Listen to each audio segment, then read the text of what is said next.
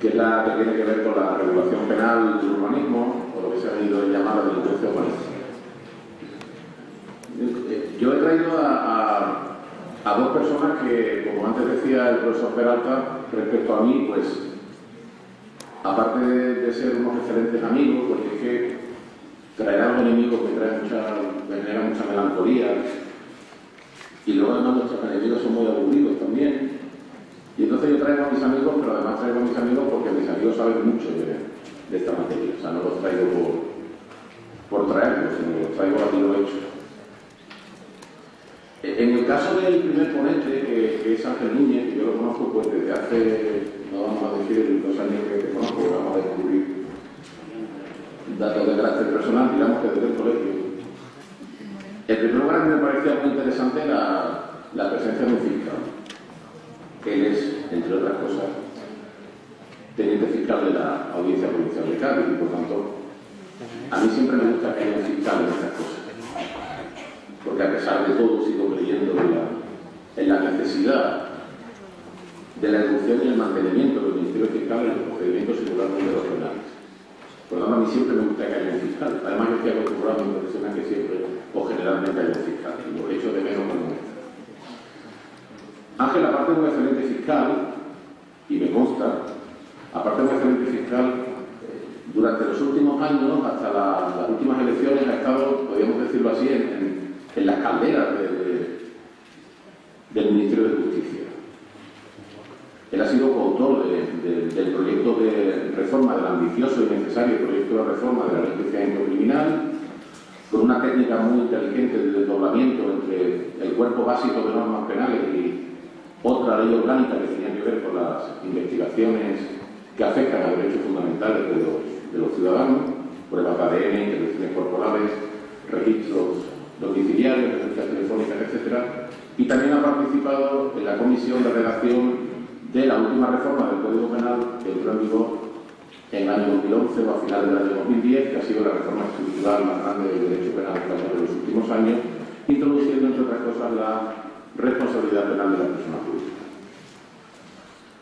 Por tanto, estamos ante un práctico, ante un teórico y ante un legislador, cosa que me agrada mucho porque en España a veces no sabemos quién hace las normas y eso hace que también melancólicamente nos podamos dirigir nuestra ira contra el autor porque no sabemos quién es cuando la norma es mala. Por tanto, querido Ángel, he hecho una presentación tuya absolutamente objetiva, justa y fiel. Pero no vaya a venir con lo de no, es que es mi amigo y por eso cuenta esas cosas. No, es que Ángel es muy bueno y aparte es mi amigo. También es mi amigo y es muy bueno desde el punto de vista científico, luego tiene sus cosas. El profesor González Cusack. El profesor González Cusack también estaba en esa comisión de redacción del Código Penal, de la reforma del Código Penal del año 2010. Es un excelente jurista, a pesar de que es catedrático de Derecho Penal desde hace muchos años. Usted es catedrático a una edad insultantemente joven, dejando en bonsai a muchos de su generación, pero lo cierto es que fue un catedrático muy joven y que además lo que más me gusta de él, sentido científico, es que nunca se ha separado de la práctica. Y además, José Luis González Cusack es el mejor redactor de recursos de amparo que yo conozco.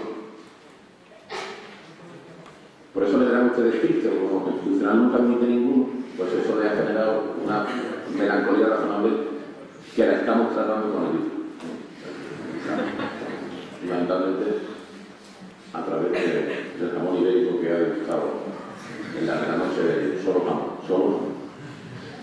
Por tanto, esta visión práctica, esta visión teórica y esta visión también de estar dentro de lo que es la redacción de una norma, que es algo apasionante, hacer una norma penal es algo apasionante, ahora lo que nos gusta el penal. Me imagino que algunos estarán pensando si está mejor el Lanzarote, sí, seguro que sí. Pero hacer una norma penal es un ejercicio que da mucha formación. Hacer un código de procedimiento penal, yo os voy a contar, siendo así que el que está vigente es de 1882, y por tanto, la ventaja de estos dos ponentes que tienen ustedes aquí es que le pueden preguntar lo que quieran. Porque saben de teoría, saben de práctica, saben de poder legislativo, son personas ponderadas, son personas que están reconocidas en el ámbito de sus profesiones como juristas de gabinete, lo digo porque también es verdad en tu caso. Y a partir de este momento yo ya me voy a callar, cosa que a ustedes les va a lidiar mucho, me llevo hablando mucho tiempo, tampoco se trata de eso. Y le voy a ceder la palabra a mi querido amigo y colega Ángel Núñez Sánchez, que es fiscal de la Audiencia de Cádiz, para que nos hable sobre el delito contra la ordenación del territorio del artículo 319 del Código Penal, que fue modificado en esa reforma y por tanto él es el padre de esa reforma y tendrá que explicar ahora sus bondades como buen padre. Muchas gracias a todos por venir y por la fuerza que habéis hecho para estar con nosotros.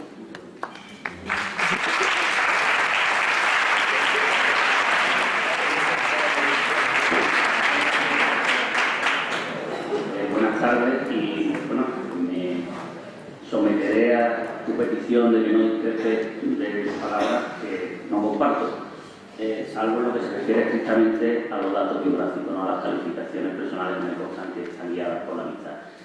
En lo que se refiere a la producción legislativa, supongo que conocerán esa famosa frase que se le atribuye a Bismarck de que hay dos cosas que conviene que la gente no sepa cómo se hacen, las salchichas y las leyes. Es realmente así. Sobre todo cuando se trata de elaborar una ley con una exigua mayoría parlamentaria que obliga a realizar inestables equilibrios muy complejos y que provocan que uno entregue un proyecto de ley del que se siente razonablemente satisfecho y se lo devuelvan en el BOE como si a alguien le sustrajeran un hijo con 2 o 3 años y se lo devolvieran ya casado, con profesión y con familia. Uno se puede crear cualquier cosa. Voy a tratar de ajustarme al tiempo con que cuento para dar una visión que no podrá ser sino superficial del artículo 319 del Código Penal del delito urbanístico.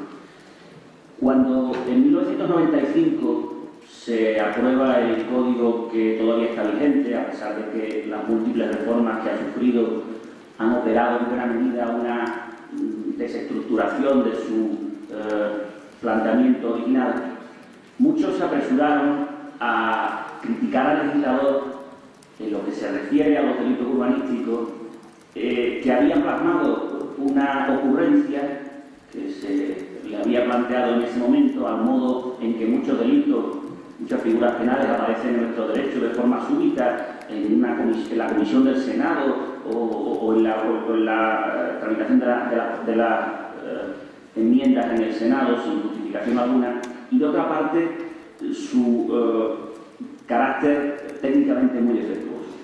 En estos segundos, esas críticas de la doctrina tenían toda la razón, pero no en el primer aspecto, porque todos los textos prelegislativos que antecedieron al Código Penal de 1995, desde el proyecto del Código Penal de 1980, la propuesta del proyecto del nuevo Código Penal de 1983 y de 1990, contenían de una u otra forma figuras penales que se referían a la protección de la ordenación del territorio y el urbanismo.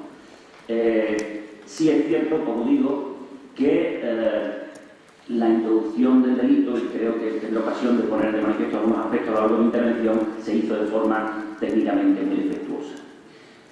En cualquier caso, la aparición de estas figuras penales se enmarcaba en ese proceso de ruptura con los planteamientos clásicos del derecho penal liberal, de bienes jurídicos eminentemente individuales, vinculados con la vida y la propiedad, que implica el surgimiento de nuevas figuras penales referentes a bienes jurídicos de naturaleza colectiva o difusa, y a ese fenómeno que un abogado de infanta dio en denominar en el libro que hizo fortuna la expansión del derecho penal.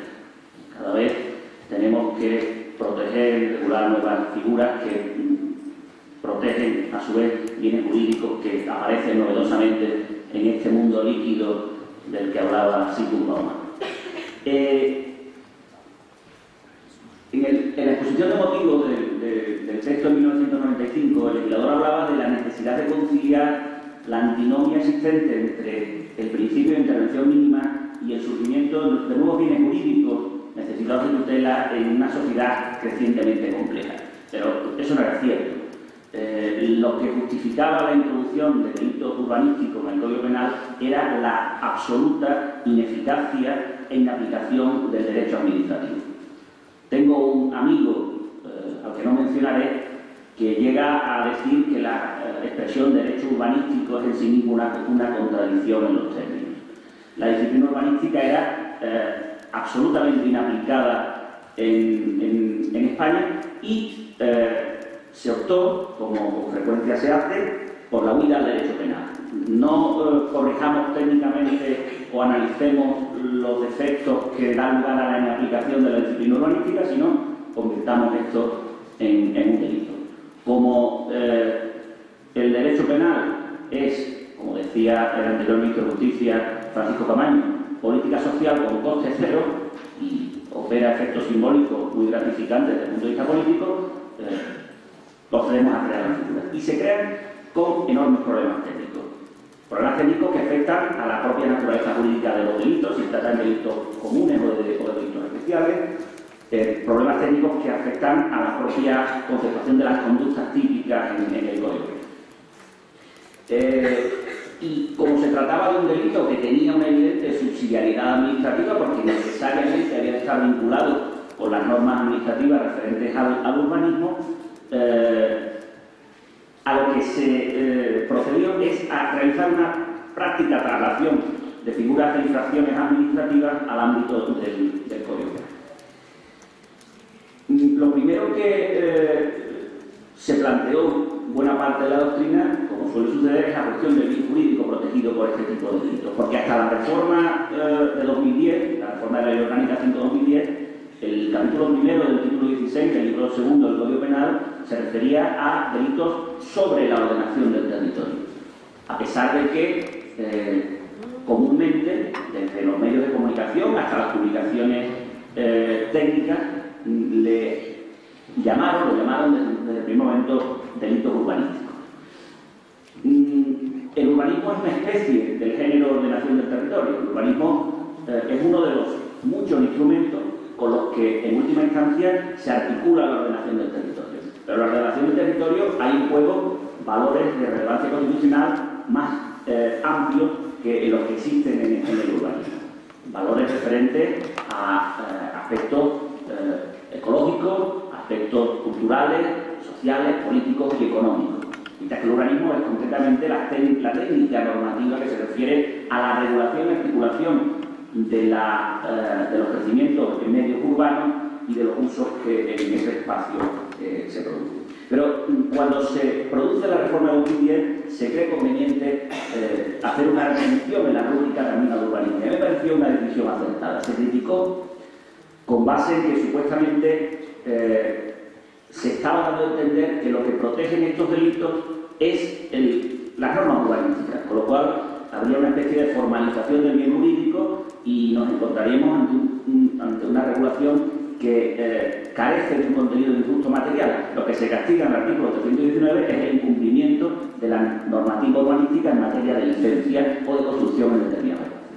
Yo discrepo de esa opinión. Creo que verdaderamente el bien jurídico protegido por estos delitos es la ordenación del territorio, como el Tribunal Supremo ha tenido ocasión de decir en varias sentencias.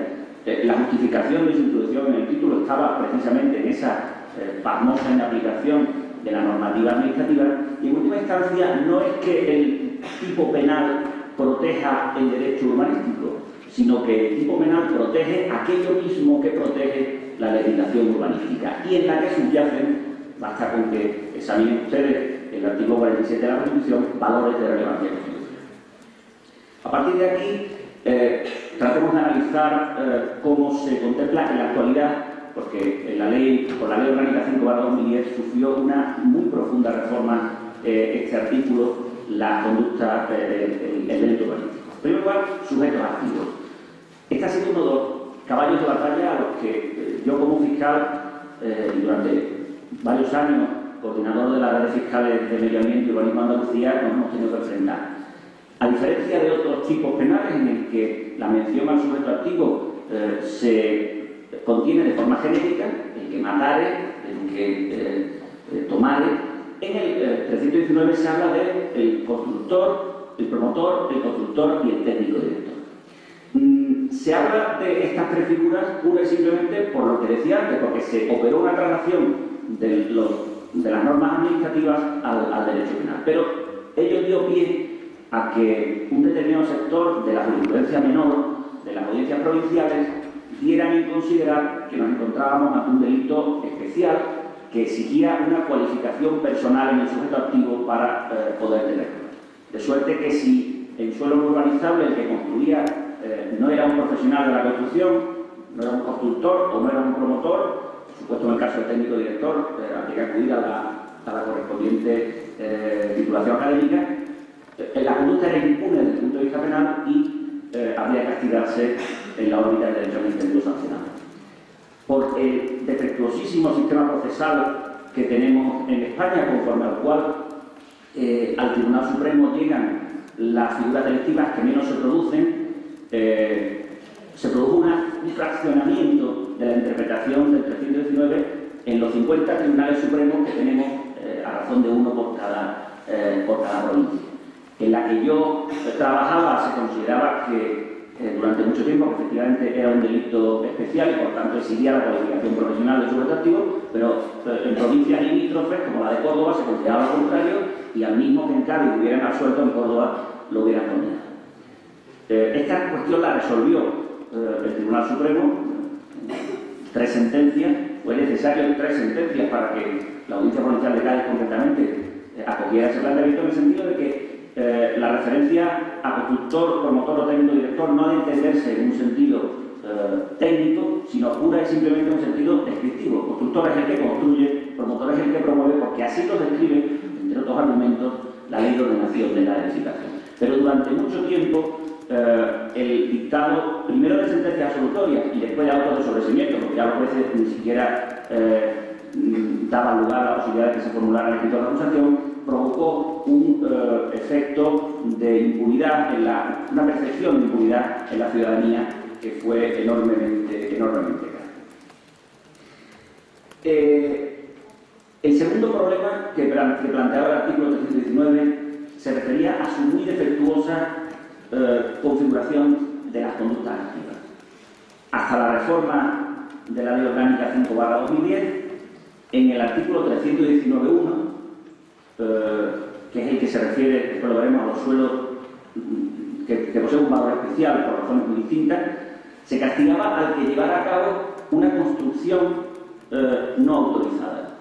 Mientras que en el artículo 319.2, que es el que se refiere al suelo no urbanizable genérico, se castigaba al que llevara a cabo una edificación no autorizada.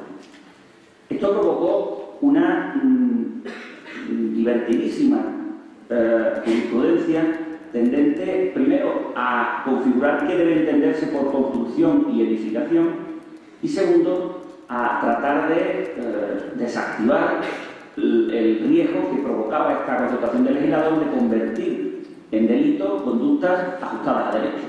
Es decir, cuando se habla de una conducta de la realización de una edificación no autorizada, una construcción no autorizada, podíamos dar lugar a que condenáramos a alguien que inicia una construcción sin haber obtenido la licencia, porque esa construcción no está autorizada, sin perjuicio de que de haberla solicitado perfectamente se le hubiera podido conceder. De suerte que hubo que forzar, como tantas veces, el texto de la ley para acabar entendiendo que tanto el 319.1, cuando decía no autorizada, como el 319.2, cuando dice no autorizable, querían decir lo mismo, en suma, no autorizable, que es lo que ahora dice el artículo 319 en sus 2 números, después de la reforma de la Ley Orgánica 5/2010. Pero también fue necesario distinguir entre construcción y edificación. Es decir, el 319.1, suelo de especial valor, castigaba realizar una construcción, el 319.2, suelo de menos valor, pero no urbanizable, castigaba una edificación. Y después de un proceso largo de decantación de resoluciones de las audiencias provinciales, resultó posible extraer unas ciertas líneas hermenéuticas que nos permitían entender de qué estábamos hablando.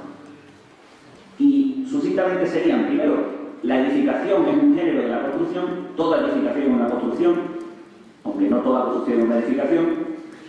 Y en segundo lugar, la edificación es la realización de una obra con arreglos técnicas de ingeniería, de albañilería, de arquitectura, destinada a la habitación, a la permanencia de personas. Por tanto, si alguien en suelo no urbanizable genérico construía una piscina, que obviamente es una construcción, pero no una edificación, la conducta desde el punto de vista penal sería impune. Pero aún había mayores problemas, porque el propio concepto de construcción no es fácil de obtenerlo. ¿Es una construcción la instalación de una cabaña de madera? ¿Es una construcción la realización de un vial de tierra? ¿Es una construcción un desmonte o un aterramiento? También, en este caso, por medio de esa decantación de resoluciones de audiencias provinciales, pudo llegarse a un cierto acuerdo en el sentido de que era necesario que, para entender que nos encontrábamos ante una construcción, concurrieran 3 requisitos.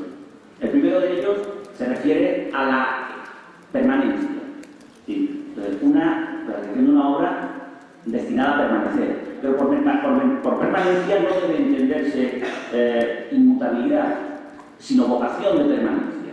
Es decir, no debemos considerar construcción una obra que es fácilmente retirable y que además está orientada desde el primer momento a ser retirada, pero sí debemos considerar construcción, y así lo hacen numerosas sentencias, determinadas obras como la instalación de cabañas de madera sobre plataformas de hormigón, que a su vez tienen determinadas tomas para el suministro eléctrico, de agua o de gas u otros, que dan cuenta de que hay una verdadera vocación de permanencia. El segundo criterio es el de la entidad. La obra tiene que suponer una transformación del espacio de la suficiente entidad como para justificar la intervención del derecho penal. Y ello nos permitirá excluir pequeñas intervenciones en el espacio que carecen de esa entidad. Y por último, que se trate, como ya he dicho, de realizaciones consecuencias de la aplicación de técnicas de ingeniería, maquinaria o arquitectura. Con base en este problema, la reforma de 2010 configura la conducta activa, a mi juicio, pero esto no tiene ningún mérito, porque como ha dicho Emilio, algo tuvo que ver, de la misma forma en los 2 números del artículo 319. Se trata de llevar a cabo obras de construcción, edificación o urbanización. Es decir, que mientras que hasta 2010 el acento se ponía en el resultado, llevar a cabo una construcción o una edificación, de 2010 el acento se pone en la actividad, el desarrollo de obras de construcción, de edificación o de urbanización.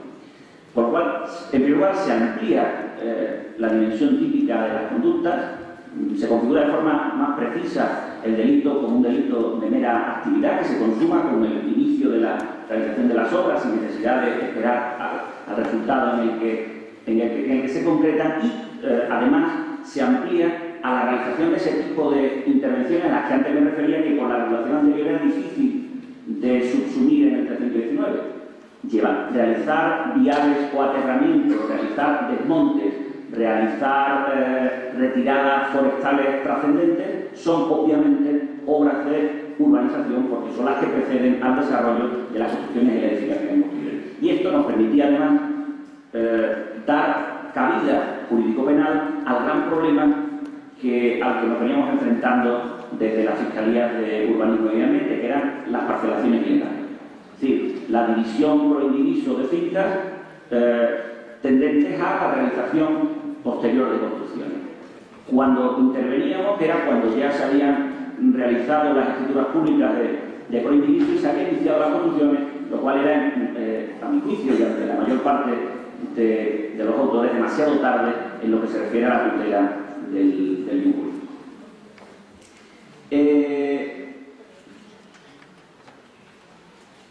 Por otra parte, el gran caballo de batalla de estos delitos ha sido el del restablecimiento de la realidad física alterada, es decir, el de la demolición.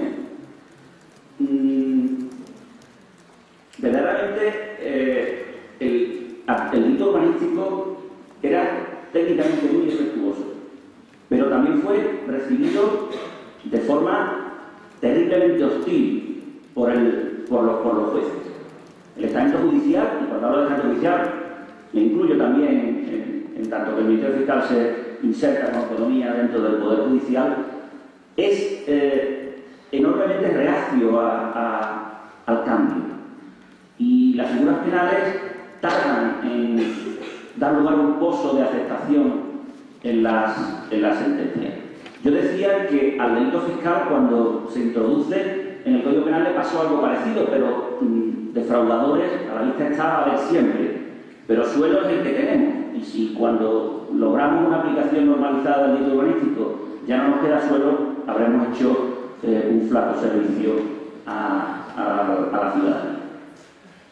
Pero claro, esa actitud hostil se veía favorecida por los defectos técnicos que presentaba el Código Penal. Y uno de ellos era, y lo sigue siendo lamentablemente, aunque en menor medida, que el restablecimiento de la calidad física alterada cuando se comete un delito urbanístico no suponga preceptivamente la ejecución de la demolición. El 319.3 habla de que los jueces podrán ordenar la demolición. Y ese podrán, por algunos jueces, por muchos jueces, por demasiados jueces, fue entendido en el sentido de una facultad discrecional de la que podían graciosamente hacer o no uso en cada caso, o incluso directamente no pronunciarse. Nos encontramos con cientos de sentencias de audiencias provinciales en las que, pese a una petición de las acusaciones de que se acuerde la demolición, los tribunales optaban por no pronunciarse sobre ese extremo, remitiendo la decisión al respecto a la administración pública. Con lo cual nos encontramos con una curiosa paradoja, similar a esas paradojas que plantean las novelas de los viajes en el tiempo. El legislador configura el delito urbanístico como consecuencia de la inoperancia de la administración pública para imponer la disciplina urbanística, de forma que los jueces atribuyen la decisión sobre un extremo tan importante como el de la demolición a aquellos cuya inoperancia provocó que el legislador atribuyera al juez la decisión sobre esta materia. Además, el restablecimiento de la realidad física, que yo entiendo